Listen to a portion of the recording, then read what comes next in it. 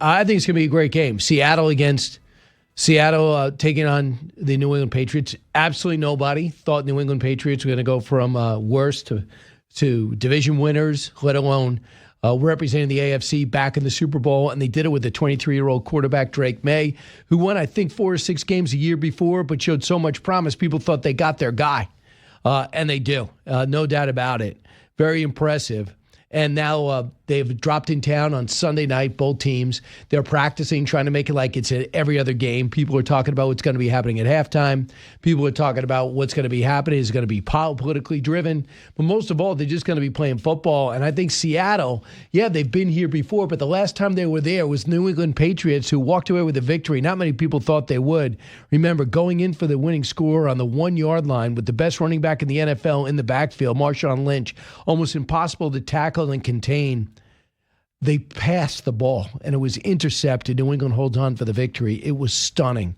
And that's the last time Seattle was in the Super Bowl, and it was really the end of their dynasty. They had won the Super Bowl the year before, and that was it. And New England would go back and not only win that one, they'd come back and have that monster comeback against the Atlanta Falcons. And for Tom Brady, he'd win again in the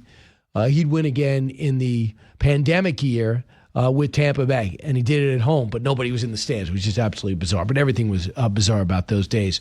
So we're about to talk to Shaun Alexander, the 2005 NFL MVP, the legendary Seattle Seahawk running back. He's going to be joining us shortly. But I want you to hear Drake. I want you to hear Mike Macdonald yesterday. So this is interesting. Mike Macdonald is the head coach of the Seahawks. He's playing the Super Bowl. Here's who he gives credit to, the guy that took a chance on him coming out of college as a coach. Cut 28. I don't think it's possible to overstate his influence on me. I love John Harbaugh. He's one of my biggest mentors. Was willing to take chances on me when other people weren't, and invested in me and my career throughout, and stretched. Like the things that I felt like I could do. He had a vision for me in my career that I probably didn't have for myself, and all those principles that are part of his program that he's about as a person resonated with me, and those are a lot of the foundational principles that we brought to Seattle. And he's a great friend. He's got a great family, so I can't tell you how much I love him. There you go. That is Mike Macdonald. And you look at the quarterback tree, the coaches tree. The Rams put a lot of coaches around the NFL and now become head coaches. And so does John Harbaugh, the Ravens. And that's what you looked at. He was a special teams coach when he got hired for the Ravens. They took a big chance on him with a famous name. His brother, an outstanding quarterback. His dad, a longtime coach in football circles. The name was known. But not so much John, more Jim. And now John, after 18 seasons, I think is the highest paid coach in the NFL. He's going to sign something like a 5-year, $20 million a year contract. So let's go out to a guy that's pulling for the Seahawks. How do I know? Because he spent the majority of his career there and still talking about him today. And he had 5 1,000-plus seasons, including one where he almost had 2,000 yards rushing. Shaun Alexander, welcome to the Brian Kilmeade Show. What up, brother? How you doing? Shaun, don't tell me when the year started you thought your Seahawks are getting to the Super Bowl. I better quickly get a hotel in San Francisco. There's no way, right? Nah, it doesn't really work like that, no matter how good your team is. But, they played the Commanders, in the back end of the season. That's the game where Jaden Daniels hurt his shoulder at the end, where Seahawks was just really, had the game pulled away. And I went down to the locker room with my sons, and I was talking to, Coach Mack, and I saw the equipment guys and some of the trainers that were there when I was there. And first I thought, well, gosh, y'all look old. Okay. But anyway, but we got to talking. They said, you know what? We have felt this way 2 times before. Your '05 team and that Super Bowl team. And I was like, oh, okay, here. So we got some here. And they said, yeah, we just know we do. And, we're flying under the radar with 8-2, flying under the radar. And I said, oh, that's the best way. That's kind of how my team was. I want to say we were 15-2 and, maybe 14-2. And no one just saw us coming, but we knew we had that kind of a team. But when you don't see it, it kind of surprised everybody except the people that are in the water, you know what I mean?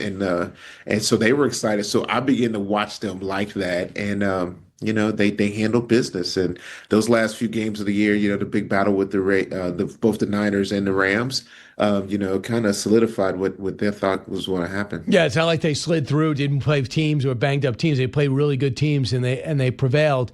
Shaun, what's amazing is too, you have a coach in Mike Macdonald who kind of worked his way up through the system, but he was unproven. And you have a quarterback that started showing steady improvement after I watched him in New York. I saw him got drafted. He was at Fox News the day after, and great to see him and his family. And they thought he was going to be a quarterback for the next 15 years with the New York Jets. And it obviously didn't work. They sent him to Carolina. Couldn't hold on to the job there. Learned a lot seemingly in San Francisco, backing up as a backup there. And then he merges better in Minnesota, and then and Minnesota goes, we're better off with this rookie. And then Seattle says, we'll pay you to come there. So this is an interesting arc, isn't it? It almost is like Jim Plunkett-esque. Remember, he ended up as a Super Bowl quarterback, but he looked like a bust in New England.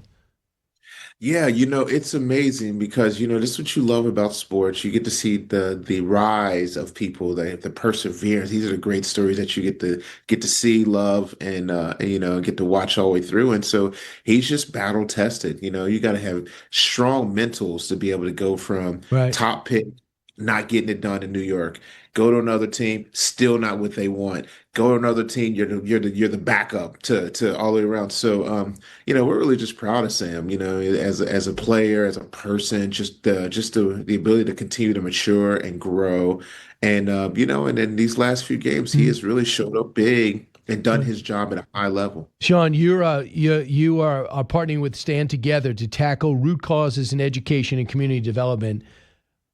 What could you tell us? Yeah. Man, Stand Together is probably about 900 of some of the most successful businessmen, women, philanthropic leaders in the country. And their goal was, what can we do? How can we put our talents, whether it's time or treasure or unique ideas that made us successful in the business room, and give that to the community? And then they grabbed about 300 of some of the top community foundations or projects, and they just meshed it together.